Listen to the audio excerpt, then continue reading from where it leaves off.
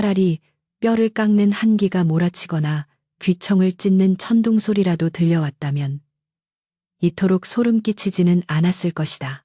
선우의 손에 들린 검, 청룡의 섯을 펄은 칼날이 허공을 갈랐으나 돌아오는 것은 베어지는 살점의 감촉이 아닌 허망한 바람소리뿐이었다. 분명 등 뒤에서 거친 숨을 몰아쉬던 부관 길달의 기척이 마치 촛불이 꺼지듯 순식간에 증발해버렸다. 길달, 거기 있느냐? 대답하라. 선우가 나지막이 그러나 위험을 잃지 않으려 애쓰며 불렀지만 대답 대신 토암산의 늙은 소나무들이 몸을 비비며 내는 기괴한 마찰음만이 고막을 파고들었다. 칠흑 같은 어둠이 깔린 산중 한 치 앞도 분간할 수 없는 짙은 안개가 선우의 발목을 휘감아 올라오고 있었고 그 안개 속에서는 비릿한 피냄새와 더불어 맡기만 해도 정신이 아득해지는 기묘한 향기가 섞여 있었다. 이것은 단순한 산안개가 아니었다. 누군가가, 아니 무언가가 의도적으로 쳐놓은 사냥터의 그물이었다. 선우의 등줄기를 타고 식은 땀이 한 방울 흘러내려 갑옷 속으로 스며들었다.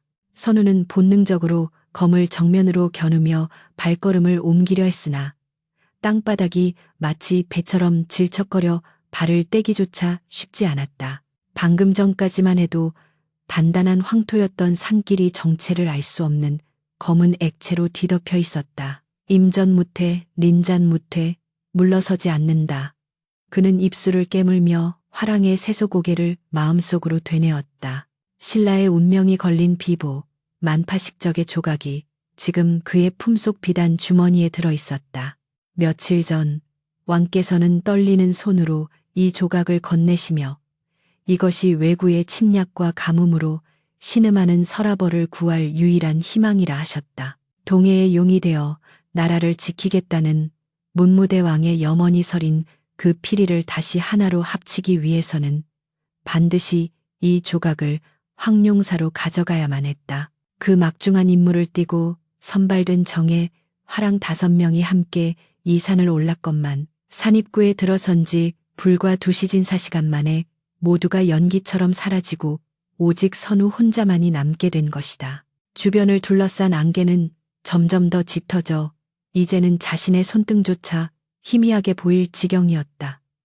선우는 청각을 곤두세웠다. 숲은 죽은 듯이 고요했으나 그 정적이면에는 수만 개의 눈동자가 자신을 지켜보고 있는 듯한 끈적한 시선이 느껴졌다. 나를 시험하려는 것이냐, 아니면 내 목숨을 거두러 온 사자냐. 그가 허공을 향해 일갈하자 그 소리에 반응하듯 안개 속에서 키득거리는 웃음소리가 들려왔다. 그것은 여인의 웃음소리 같기도 했고 어린아이의 울음소리 같기도 했으며 늙은 노파의 기침소리 같기도 했다. 소리의 근원을 파악하려 고개를 돌리면 소리는 이미 반대편에서 들려왔고 다시 그쪽을 쳐다보면 머리 위에서 쏟아졌다. 이것은 인간의 조화가 아니었다. 선우는 이것이 스승님께서 경계하라 이르셨던 요물여우의 소행임을 직감했다. 단순한 산적이나 자객이었다면 차라리 칼을 맞부딪히며 싸울 수 있으련만 보이지 않는 공포는 인간의 가장 약한 마음의 틈을 파고드는 법이었다. 선우는 품속의 만파식적 조각을 다시 한번 확인했다. 차가운 옥의 감촉이 손끝에 닿자 묘하게도 마음이 차분해지는 것을 느꼈다. 이 조각에는 신령스러운 힘이 깃들어 있어 사악한 기운을 어느 정도 막아주고 있는 것이 분명했다. 그는 숨을 깊게 들이마시고 내쉬며 단전단의 기를 모았다. 눈에 보이는 것에 현혹되지 말고 마음의 눈, 심한 늘, 뜨라는 국선화랑의 우두머리의 가르침을 떠올렸다. 시각을 차단하기 위해 그는 천천히 눈을 감았다. 그러자 바람의 흐름이 피부에 닿는 감각으로 읽히기 시작했다. 왼쪽에서 불어오는 바람은 차갑고 건조했으나 오른쪽 숲 깊은 곳에서 불어오는 바람은 미세하게 따뜻하고 습했다. 짐승의 숨결 같은 그 미지근한 바람 속에 섞여 있는 역겨운 단내, 그곳이다. 적은 그곳에 숨어 자신을 관찰하고 있었다. 눈을 감은 채 천천히 걸음을 옮기던 선우의 발끝에 무언가 물컹한 것이 채였다. 눈을 뜨고 바닥을 내려다본 선우의 동공이 지진이라도 난 듯 흔들렸다. 그것은 방금 전까지 자신의 뒤를 따르던 말의 시체였다. 하지만 기이하게도 말은 피 한 방울 흘리지 않은 채 마치 전신의 체액이 순식간에 빨려나간 듯 쭈글쭈글하게 말라 비틀어져 있었다. 공포보다 더 큰 분노가 치밀어 올랐다. 에마아이마, 비월은 그가 화랑이 되던 날부터 생사고락을 함께해온 친구였다. 그런 비월이 비명 한 번 지르지 못하고 처참하게 당했다는 사실은 적의 힘이 상상을 초월한다는 증거이자 선우의 가슴에 복수의 불꽃을 당기는 도화선이 되었다. 그는 비월의 마른 가죽을 쓰다듬으며 나직이 맹세했다. 내 너의 원혼을 달래기 전에는 결코 이 산을 내려가지 않으리라. 그때였다. 말라 비틀어진 비월의 시체 위로 붉은 달빛 같은 것이 스윽 비치기 시작했다. 고개를 들어 하늘을 보니 빽빽한 나뭇가지 사이로 보이는 달은 평소의 은색이 아니었다. 마치 누군가 달에 피를 칠해 놓은 듯 붉디 붉은 색이었다. 아니, 그것은 달이 아니었다.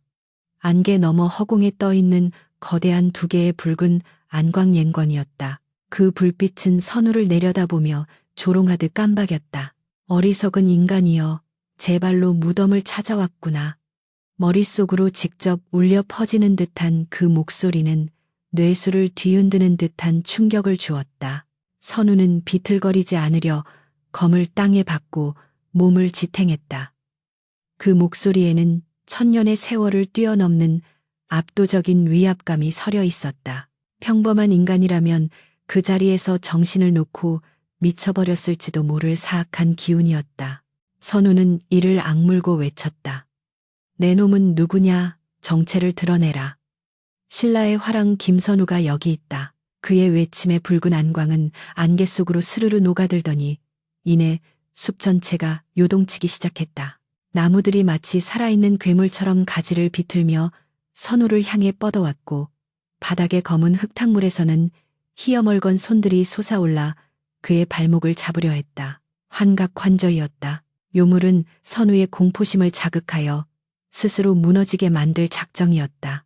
하지만 선우는 물러서지 않았다. 그는 검을 뽑아들고 자신에게 뻗어오는 나무줄기들을 베어나갔다.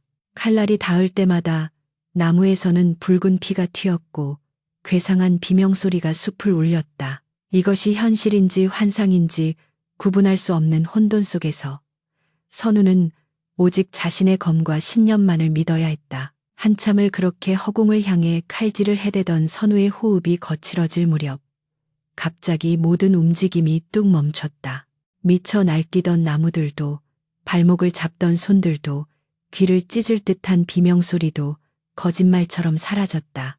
그리고 짙게 깔려있던 안개가 마치 모세의 기적처럼 양옆으로 갈라지며 오솔길 하나가 드러났다. 그 길 끝에는 낡고 허름한 초가집 한 채가 덩그러니 서 있었고 그 집에서는 은은한 등불 빛이 새어 나오고 있었다. 칠흑 같은 어둠과 공포 속에서 발견한 그 불빛은 마치 구원의 동아줄처럼 보였다. 하지만 선우는 검을 거두지 않았다. 이 산속 깊은 곳, 인적이라고는 찾아볼 수 없는 험지에 민가가 있다는 것 자체가 어불성설이었다. 이것 또한 요물의 함정임이 분명했다. 그러나 그에게는 선택의 여지가 없었다. 보이지 않는 적과 싸우다 지쳐 쓰러지느니 적의 아가리 속으로 들어가 그 정체를 밝혀내는 편이 나았다. 선우는 경계 태세를 늦추지 않은 채 천천히 초가집을 향해 걸어갔다. 가까이 다가갈수록 집안에서는 향긋한 밥 짓는 냄새와 구수한 된장 냄새가 풍겨왔다. 긴장과 피로로 잊고 있었던 허기가 갑자기 밀려왔다. 이것 또한 요술인가? 아니면 정말로 산속에 은거하는 화전민의 집인가?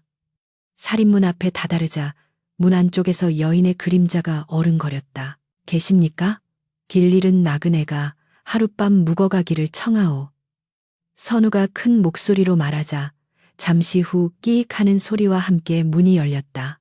그리고 그곳에는 이 험한 산중과는 전혀 어울리지 않는 눈이 부시게 아름다운 여인이 하얀 소복을 입고 서 있었다. 그녀의 피부는 달빛보다 희었고 입술은 앵두보다 붉었으며 무엇보다 그 눈동자는 깊은 호수처럼 맑아 도저히 요물이라 의심할 수 없을 정도였다.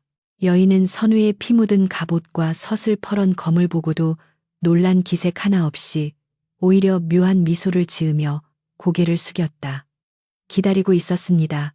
화랑 나으리. 이 깊은 밤, 험한 산을 넘으시느라 얼마나 고단하십니까?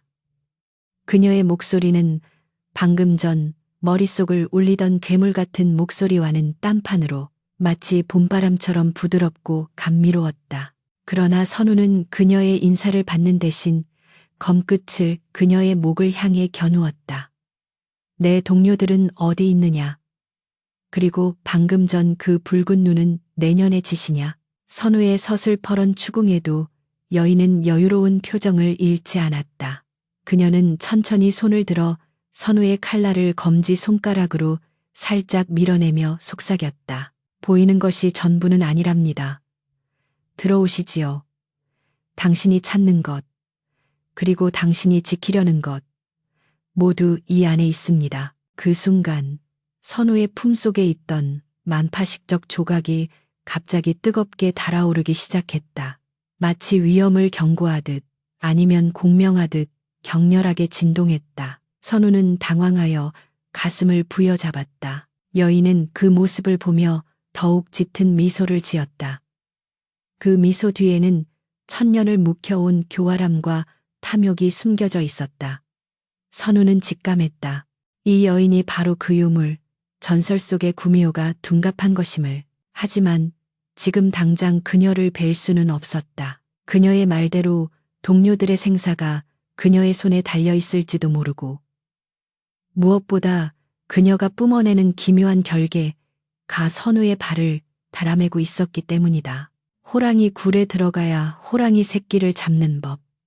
선우는 검을 거두지는 않았으나 칼끝을 땅으로 내리며 결연한 표정으로 초가집 안으로 발을 내디뎠다. 그것은 되돌릴 수 없는 운명의 소용돌이 속으로 제 발로 걸어 들어가는 첫걸음이었다. 초가집 안으로 들어서자마자 등 뒤에서 문이 쾅 하고 닫혔다. 방 안은 바깥보다 훨씬 넓고 화려했다. 비단 병풍이 둘러쳐져 있고 상다리가 부러질 듯한 진수성찬이 차려져 있었다. 그리고 그 상석에는 사라졌던 부관 길달과 다른 화랑들이 멍한 표정으로 앉아 술잔을 기울이고 있었다. 길달, 모두 무사했구나. 선우가 반가움에 소리치며 다가가려 했으나 그들은 선우를 보지도 듣지도 못하는 듯했다. 그들의 눈동자는 초점이 없었고 입가에는 기괴한 미소가 걸려 있었다. 마치 혼이 빠져나간 인형처럼. 그들은 지금 아주 행복한 꿈을 꾸고 있답니다. 여인이 선우의 뒤에서 속삭였다. 그녀의 그림자가 촛불에 비쳐 벽에 드리워졌는데 그 그림자는 하나가 아니었다. 9개의 꼬리가 뱀처럼 꿈틀거리는 거대한 그림자가 벽면을 가득 채우고 있었다. 선우는 다시 검을 꽉 쥐었다. 오늘 밤 이 요사스러운 집에서 살아나가기 위해서는 검술보다 더 날카로운 정신력이 필요함을 뼈저리게 느꼈다. 길달, 눈을 뜨게.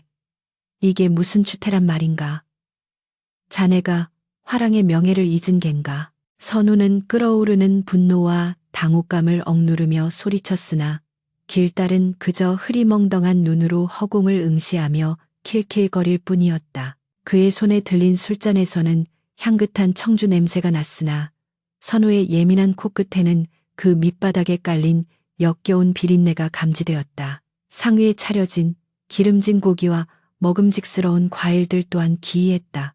붉은 윤기가 흐르는 고기는 자세히 보니 꿈틀거리는 구더기 떼처럼 보였고 탐스러운 복숭아는 사람의 옷은 상처처럼 짓물러 있었다. 그러나 길달과 동료들은 그 끔찍한 것들을 개걸스럽게 입안으로 쳐넣으며 마치 세상에서 가장 맛있는 진미를 맛보는 듯 황홀한 표정을 짓고 있었다. 이것은 단순한 환각이 아니었다. 인간의 오감을 완전히 지배하고 조롱하는 요물의 지독한 주술이었다. 선우의 가슴 속에서 서늘한 공포가 다시금 고개를 쳐들었다. 눈앞에 전우들이 이미 산 사람이 아닐지도 모른다는 불길한 예감이 스쳤기 때문이다. 너무 나무라지 마시지요, 화랑 나으리. 여인이 선우의 등 뒤에서 사뿐히 걸어 나오며 말했다. 그녀의 발걸음은 고양이처럼 소리가 없었고 스치는 옷자락에서는 머리가 어지랄 정도로 짙은 꽃향기가 풍겼다. 그녀는 길달의 어깨에 희고 고운 손을 얹으며 나긋나긋하게 속삭였다. 이분들은 지금 지옥 같은 전쟁터와 고된 훈련에서 벗어나 생애 처음으로 진정한 평온을 누리고 계신 겁니다. 보십시오. 저 행복한 미소를. 당신이 지키고자 하는 신라의 데이다이라는 것이 과연 이들의 저 소박한 행복보다 중한 것입니까? 여인의 말은 날카로운 비수처럼 선우의 폐부를 찔렀다. 화랑으로서 나라를 위해 목숨을 바치는 것은 당연한 도리였으나 동시에 친호를 하랑하는 것 또한 화랑의 계율이었다. 여인은 그 모순된 틈을 정확히 파고들고 있었다. 선우는 검을 쥔 손에 힘을 주며 여인을 노려보았다. 닥쳐라, 요물. 내년이 이들에게 무슨 짓을 한 것이냐. 이것은 평온이 아니라 사육이다. 내년의 배를 불리기 위한 먹잇감으로 만든 것이 아니더냐. 선우의 호통에도 여인은 눈 하나 깜짝하지 않았다. 오히려 그녀는 가소롭다는 듯 붉은 입술 꼬리를 말아올리며 천천히 선우에게 다가왔다. 그녀가 한 걸음 다가올 때마다 주변의 공간이 일렁거렸다. 초가집의 벽이 허물어지는가 싶더니 어느새 그곳은 화려한 궁궐의 연회장으로 변해 있었다. 천장에서는 오색 비단이 춤을 추듯 내려왔고 어디선가 감미로운 검은고 소리가 들려왔다. 선우의 의식이 몽롱해지기 시작했다. 발밑이 푹신한 구름처럼 느껴졌고 팽팽하게 당겨져 있던 신경이 촛농처럼 녹아내리는 듯한 나른함이 전신을 감쌌다. 화랑 김선우, 그대의 어깨에 짊어진 짐이 얼마나 무거울꼬. 여인이 어느새 선우의 코앞까지 다가와 있었다. 그녀의 숨결이 선우의 턱 밑에 닿았다. 달콤하고 아찔했다. 왕실의 보물이니 나라의 운명이니 하는 거창한 명분 뒤에 숨어 정작 그대 자신의 고단함은 돌보지 않는군요. 그 차갑고 딱딱한 옥피리 조각이 그대에게 무엇을 줄 수 있나요? 따뜻한 품을 주나요? 아니면 배불리 먹을 음식을 주나요? 그녀의 목소리는 어머니의 자장가처럼 부드럽게 귓가를 파고들었다. 선우는 저항하려 했지만 눈꺼풀이 천근만근 무거워졌다. 눈앞의 여인이 점점 더 아름답게 보였다. 그녀의 눈동자 속에서 선우는 자신이 그토록 그리워하던 고향 집의 풍경을 보았다. 늙으신 어머니가 마루에 앉아 자신을 기다리고 마당에는 강아지가 뛰어노는 평화로운 오후. 전쟁도 죽음도 책임감도 없는 그곳. 여인은 선우의 흔들리는 눈빛을 놓치지 않았다. 그녀는 소매 속에서 옥으로 만든 술병을 꺼내어 잔에 따랐다. 맑은 술이 쪼르륵 소리를 내며 채워졌다. 이 한 잔이면 모든 시름을 잊을 수 있습니다. 친구들과 함께 영원히 이 낙원에서 쉬시지요. 그 무거운 쇳덩어리 칼과 차가운 돌조각은 내려놓고 말입니다. 그녀가 내미는 술잔이 선우의 눈앞에서 출렁거렸다. 선우의 손이 저절로 움찔거렸다. 마시고 싶었다. 이 지독한 긴장과 공포, 언제 죽을지 모른다는 불안감에서 해방되고 싶었다. 길다리 옆에서 웅얼거렸다. 선우야, 이리 와서 한 잔해. 여긴 정말 좋아. 아무 걱정도 없어. 친구의 목소리가 선우의 이성을 갉아먹었다. 그래, 어차피 산 밑은 지옥이다. 이곳에서 잠시 쉬어가는 것이 무슨 죄가 되겠는가. 마음속 깊은 곳에서 나약한 자아가 속삭였다. 선우가 검을 쥔 손을 스르르 풀려는 찰나 품속에 있던 만파식적 조각이 날카로운 통증을 일으킬 만큼 뜨겁게 달아올랐다. 마치 불에 달군 인두가 가슴을 지지는 듯한 고통이었다. 선우는 짧은 비명을 지르며 가슴을 움켜쥐었다.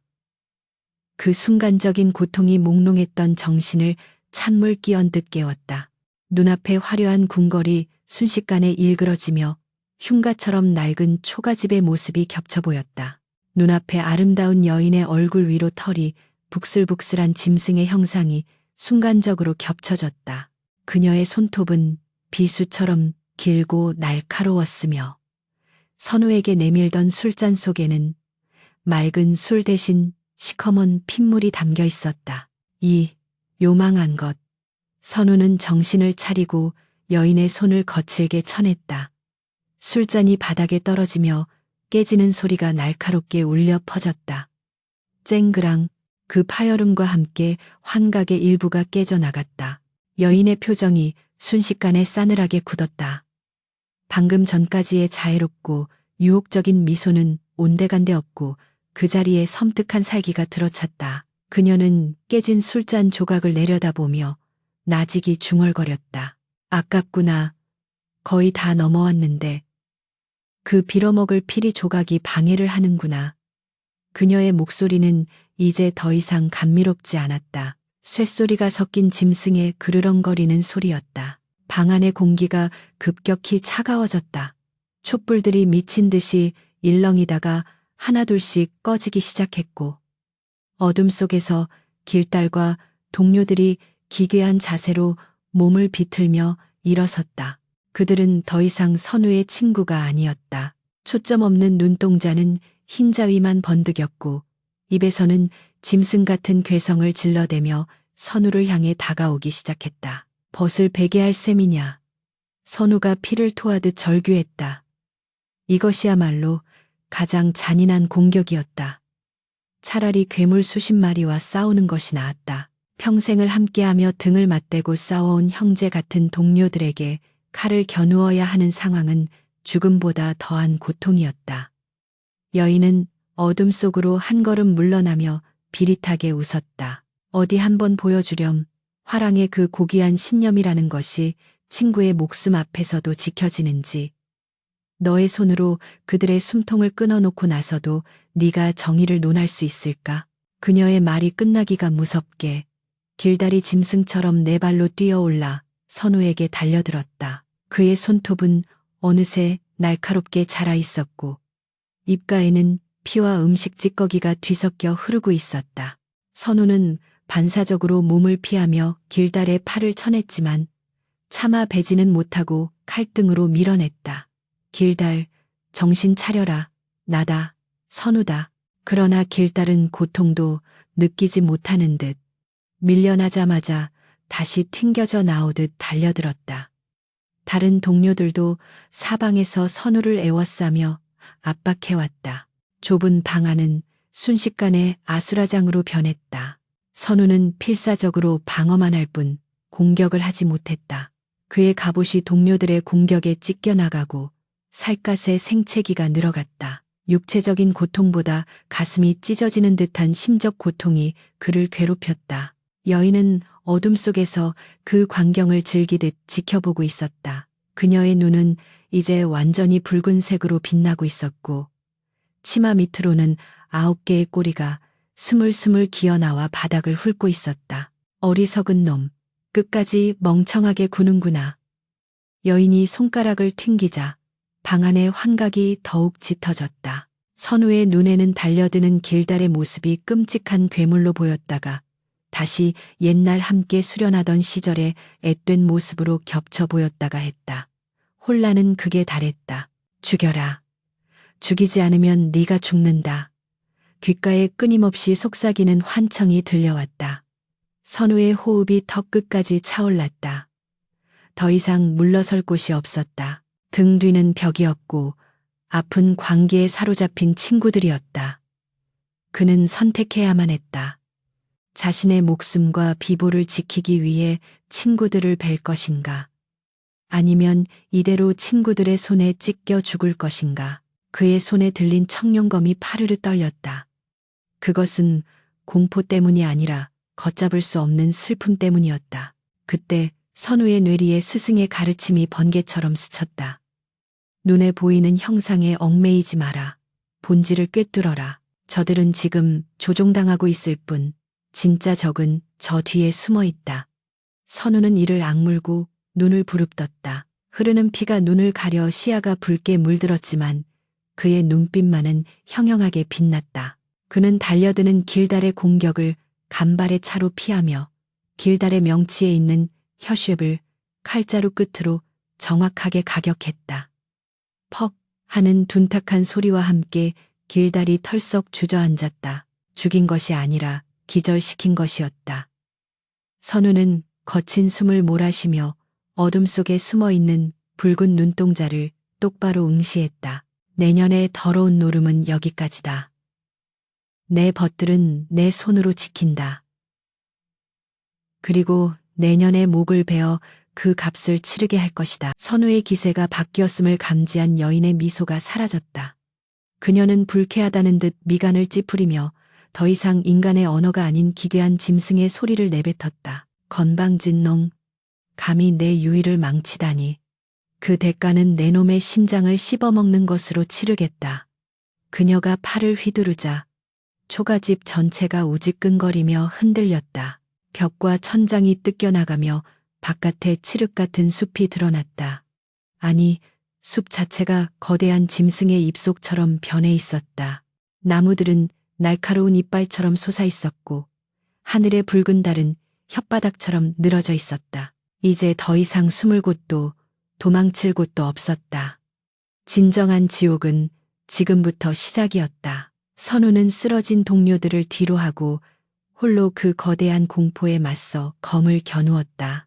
초가집이 허공으로 흩어지며 드러난 토암산의 밤은 더 이상 인간의 세상이 아니었다. 하늘을 뒤덮은 먹구름 사이로 내리꽂히는 붉은 달빛은 대지를 피로 물들인 듯 선혈낭자한 색채를 띠고 있었고 앙상한 나뭇가지들은 마치 지옥의 옥졸들이 휘두르는 창칼처럼 날카롭게 곤두서 선우의 전신을 위협하고 있었다. 그 중심에 서 있는 여인은 이제 더 이상 가련한 산골 처녀의 모습이 아니었다. 그녀의 검은 머리카락은 살아있는 뱀떼처럼 꿈틀거리며 허공으로 치솟았고 고운 소복은 검붉은 요기에 물들어 너풀거렸다. 그녀가 손톱을 세워 허공을 긁어내리자 끼야악 하는 쇠, 긁는 소리와 함께 보이지 않는 칼날 바람이 선우를 덮쳤다. 선우는 급히 길달에 축 늘어진 몸을 뒤로 밀쳐내며 청룡검을 들어 막았으나 엄청난 충격에 튕겨나가 뒤에 있던 바위에 등을 강하게 부딪혔다. 입안에서 비릿한 피맛이 났다. 뼈가 으스러지는 듯한 고통이 전신을 강타했지만 그는 신음조차 내뱉을 겨를이 없었다. 호호호, 제법이구나. 천년의 세월 동안 수많은 인간 사내들의 간을 빼먹었지만 너처럼 독한 놈은 처음이다. 여인의 목소리는 사방에서 울려 퍼졌다. 그녀의 몸이 흐릿해지는가 싶더니 순식간에 10명, 아니 20명으로 불어나 선우를 포위했다. 분신술, 펀신술이었다. 20명의 여인들이 동시에 입을 열어 조소를 퍼부었다. 하지만 그뿐이다. 인간의 육신으로 요괴의 힘을 당해낼 수 있을 것 같으냐? 내 놈의 그 하찮은 검으로 베어봤자 그것은 안개를 베는 것과 다를 바 없다. 그녀들의 말이 끝나기가 무섭게 20개의 환영들이 동시에 선우를 향해 쇄도에 들어왔다. 선우는 이를 악물고 검을 휘둘렀다. 횡으로 베고 종으로 가르고 찌르고 막아보았지만 칼끝에 걸리는 것은 허망한 연기뿐이었다. 그러나 그녀들의 손톱이 스치고 지나간 자리는 여지없이 갑옷이 찢기고 살점이 떨어져 나갔다. 이것은 실체가 없는 환영이면서 동시에 실체를 가진 공격이었다. 허쉬와 실술이 뒤섞인 혼돈 그 자체였다. 선우의 호흡은 턱끝까지 차오르고 시야는 땀과 피로 뒤범벅이 되었다. 다리에 힘이 풀려 주저앉고 싶은 충동이 일었다. 압도적인 힘의 격차 앞에서 인간이 느끼는 원초적인 공포가 그의 발목을 잡았다. 여기까지인가? 결국 나도 이 산의 거름이 되어 사라지는 것인가? 절망적인 생각이 스치는 순간 품속에 비단 주머니가 다시 한번 강하게 요동쳤다. 이번에는 고통이 아닌 맑고 청아한 울림이었다.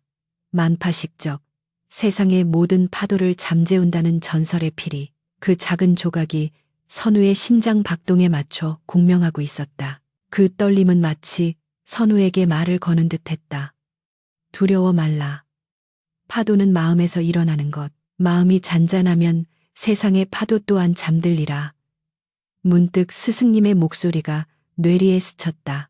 화랑도 수련 시절 폭포수 아래에서 가부좌를 틀고 앉아 듣던 그 가르침이 생생하게 되살아났다. 선우야, 검은 눈으로 보고 휘두르는 것이 아니다. 눈은 현혹되기 쉬우니 마음의 눈을 떠라. 심한 신가, 이 열리면 세상 만물의 기치가 보일 것이다. 선우는 날아오는 공격을 피하는 대신 그 자리에 우뚝 멈춰섰다. 그리고 천천히 눈을 감았다. 적들 앞에서 눈을 감는다는 것은 자살 행위나 다름없었으나 그는 지금 육체의 눈을 닫음으로써 진정한 눈을 뜨려 하고 있었다. 시각이 차단되자 청각과 촉각이 예민하게 살아나기 시작했. 바람의 소리, 나뭇잎의 떨림, 그리고 자신을 향해 쏟아지는 살기. 사치의 흐름이 피부로 느껴졌다. 20개의 살기 중에서 19개는 텅 빈 껍데기였다. 소란스럽고 요란하지만 알맹이가 없는 허상들. 오직 하나, 단 하나의 기운만이 묵직하고 차갑게, 그리고 아주 은밀하게 자신의 등 뒤로 접근하고 있었다. 그곳에서는 썩은 내와 함께 천년 묵은 짐승의 노린내가 진동하고 있었다. 선우는 호흡을 멈추고 그 기운에 온 신경을 집중했다. 보였다. 칠흑 같은 어둠 속에서도 선명하게 타오르는 붉은 불꽃 같은 형상이 마음의 눈에 맺혔다. 죽어라. 여인의 날카로운 비명과 함께 등 뒤에서 서늘한 기운이 목덜미를 덮쳤다. 바로 그 순간이었다. 선우는 눈을 번쩍 뜨며 몸을 빙글 돌렸다. 그의 눈동자는 더 이상 흔들리지 않았고 별빛처럼 차분하게 빛나고 있었다. 찾았다. 선우의 입에서 기합성이 터져 나옴과 동시에 그의 청룡검이 반언반인을 그리며 허공을 갈랐다. 단순한 검격이 아니었다. 그의 모든 정신력과 기백, 그리고 만파식적의 신령한 기운이 검 끝에 응축된 일격이었다. 쩍 하는 소리와 함께 허공에 금이 가는 듯한 착각이 들었다. 검 끝에 묵직한 타격감이 전해졌다. 끼야악. 고막을 찢는 듯한 비명소리가 토암산을 뒤흔들었다. 선우의 일격은 정확히 여인의 본체를 가격했다. 그러자 그를 둘러싸고 있던 20명의 분신들이 유리가 깨지듯 와장창 소리를 내며 산산조각이 났다. 파편들은 공중에서 빛나는 가루가 되어 사라졌고 그 자리에 단 하나의 존재만이 남았다. 왼쪽 어깨에서 가슴까지 길게 베인 상처를 입은 여인은 비틀거리며 뒤로 물러섰다. 그녀의 아름다웠던 얼굴은 고통과 분노로 일그러져 흉측하게 변해 있었다. 그러나 더 놀라운 것은 그녀의 그림자였다. 달빛에 비친 그녀의 그림자는 더 이상 사람의 형상이 아니었다. 9개의 거대한 꼬리가 부채처럼 펼쳐져 춤을 추고 있었고 그 그림자 하나하나가 마치 독립된 생명체처럼 꿈틀거리고 있었다. 구미호 조회구, 전설 속의 그 요물이 드디어 정체를 완전히 드러낸 것이었다. 내 이놈, 내 놈이 감히 내 옥체에 상처를 입히다니. 여인이 피를 토하며 소리쳤다. 그녀의 목소리는 이제 완전히 짐승의 포효로 변해 있었다. 상처 부위에서 검은 연기가 피어오르더니 그녀의 피부가 벗겨지기 시작했다. 고운 살결이 터져나가고 그 밑에서 붉은 털이 숭숭 난 가죽이 튀어나왔다. 손가락은 길게 늘어나 짐승의 앞발로 변했고 얼굴은 주둥이가 튀어나오며 날카로운 송곳니를 드러냈다. 둔갑이 풀린 것이다. 아니, 선우의 일격에 담긴 파사연정, 포세행정, 사악한 것을 깨뜨리고 바른 것을 드러내매 기운이 그녀의 요술을 강제로 해제시켜 버린 것이다. 그녀는 고통스러운 듯 몸부림치며 하늘을 향해 울부짖었다. 그 소리에 산천 초목이 떨고 하늘에 떠있던 붉은 달조차 구름 뒤로 숨어버릴 지경이었다. 선우는 검을 고쳐주며 한 걸음도 물러서지 않았다. 오히려 그는 천천히 압도적인 기세를 뿜어내며 괴물을 향해 다가갔다. 이제야 싸움의 상대가 명확해졌다. 보이지 않는 유령과의 싸움은 끝났다. 눈앞에 있는 것은 덩치가 집채만 하고 꼬리가 9 달린 거대한 여우 요괴였다. 공포스러울 만큼 거대하고 흉포한 모습이었지만 선우의 마음은 오히려 호수처럼 차분해졌다. 그가 지켜야 할 것은 단순한 물건이 아니었다. 이 요물과 같은 혼돈과 재앙으로부터 신라의 백성을, 자신의 가족을, 그리고 쓰러져 있는 친구들을 지켜내는 것, 그 지킴의 의지가 공포를 삼켜버린 것이다. 선우는 품속의 만파식적 조각을 가슴으로 느끼며 나직이 읊조렸다. 내년의 본 모습이 그것이냐? 흉측하기 그지없구나. 그 거짓된 가죽을 벗겨내니 이제야 베어버릴 곳이 확실히 보이는군. 구미 오는 증오로 가득 찬 붉은 눈을 번득이며 으르렁거렸다. 오냐, 화랑놈아. 오늘 이 산이 너의 무덤이 될 것이다. 내 구슬의 힘으로 뼈 한 조각 남기지 않고 씹어주마. 그녀의 9개 꼬리가 곤두서며 꼬리 끝에서 푸르스름한 도깨비불이 피어올랐다. 주변의 공기가 뜨겁게 달아오르며 매캐한 유황 냄새가 진동했다. 이것은 단순한 물리적인 힘이 아니었다. 천년을 묵은 요려여 리의 결정체였다. 이제 다가올 싸움은 검술과 요술의 대결이 아니라 신라의 정기징치와 고대의 사기세치가 충돌하는 영적인 전쟁이 될 터였다. 콰르릉, 벼락이 내리꽂히는 듯한 굉음과 함께 토암산의 정상이 요동쳤다. 하늘이 찢어지는 듯한 천둥 소리조차 구미호가 내지르는 포효에 묻혀버릴 지경이었다. 거대한 9개의 꼬리가 채찍처럼 휘몰아치며 선우가 서 있던 바위를 가루로 만들었다. 선우는 바닥을 구르며 간발의 차로 공격을 피했지만 꼬리에서 뿜어져 나온 날카로운 풍압수압. 이 그의 왼쪽 허벅지를 깊게 스치고 지나갔다. 살점이 터지고 붉은 선혈이 갑옷 위로 배어나왔다. 고통은 불에 댄 듯 뜨거웠으나 선우는 비명을 지를 틈조차 없었다. 곧바로 이어진 두 번째 꼬리가 그의 머리를 노리고 쇄도에 들어왔기 때문이다. 쥐새끼처럼 잘도 피하는구나. 하지만 언제까지 도망칠 수 있을 것 같으냐.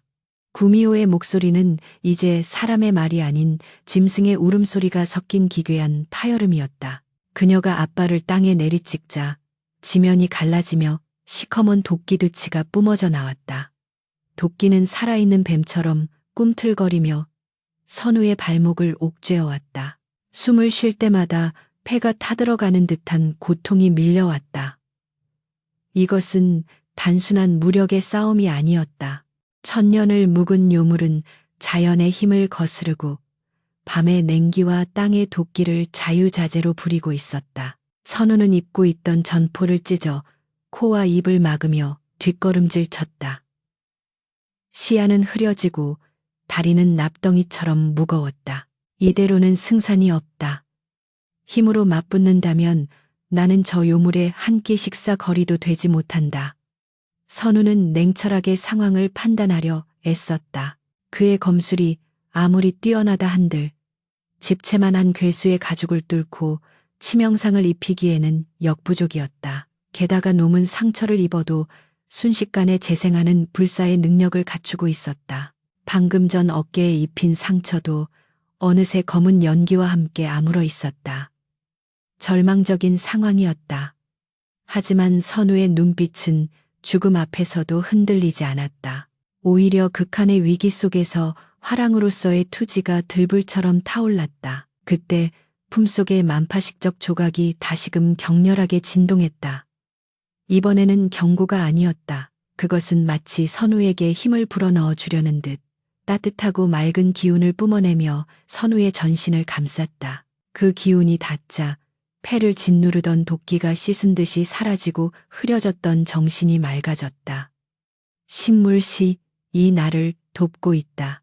선왕의 호국 의지가 이 조각에 서려 나를 지키고 있는 것이다. 선우는 깨달았다. 자신이 싸우고 있는 것은 혼자가 아니었다. 신라의 천지신명과 호국 영령들이 자신의 검 끝에 함께하고 있었다. 내년이 천년을 살았다 한들 천년의 세월 동안 쌓인 원한과 탐욕은 고작 짐승의 것일 뿐. 나는 천년을 이어갈 신라의 정신을 지키고 있다. 그 무게가 어찌 같겠느냐. 선우가 사자후 시즈를 토해내며 땅을 박차고 뛰어올랐다. 그는 더 이상 피하지 않았다. 정면 돌파. 그것이 그가 선택한 길이었다.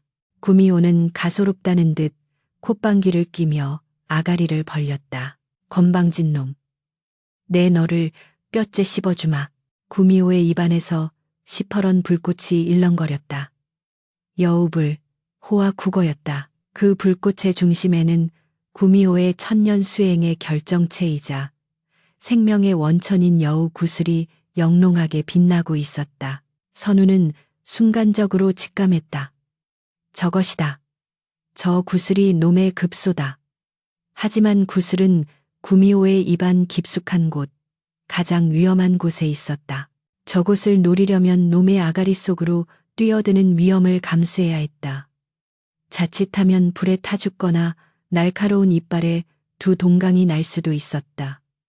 그러나 다른 방법은 없었다. 선우는 공중에서 몸을 비틀어 날아오는 호화를 피했다. 머리카락 끝이 불에 그을리며 매캐한 냄새가 났지만 그는 속도를 줄이지 않았다. 구미호는 선우가 불길을 피하자마자 기다렸다는 듯 꼬리 9개를 동시에 쏘아보냈다. 사방이 꼬리로 막힌 완벽한 포위망이었다. 선우는 검을 역수로 쥐고 화랑 검술의 비김이 지은 비천무 페이텐을 펼쳤다.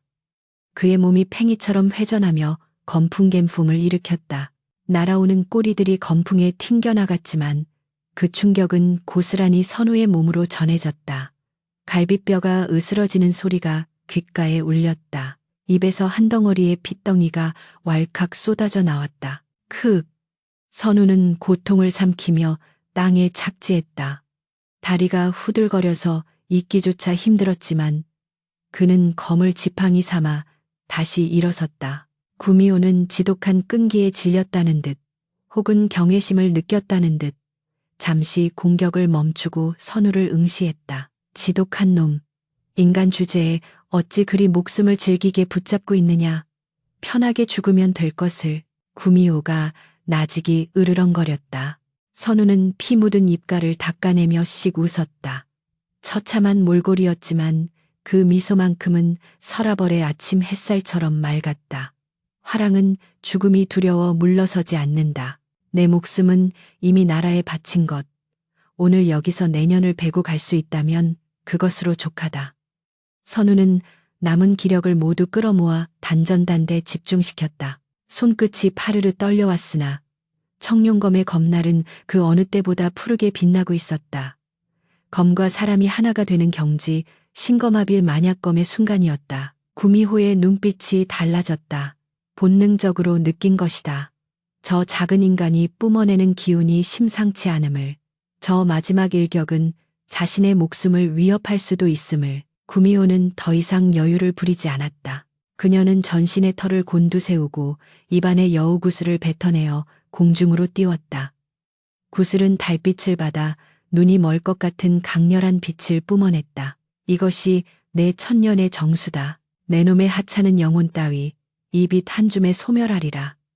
구미호가 외치자 여우구슬에서 파괴적인 광선이 쏟아져 나와 선우를 향해 쇄도했다.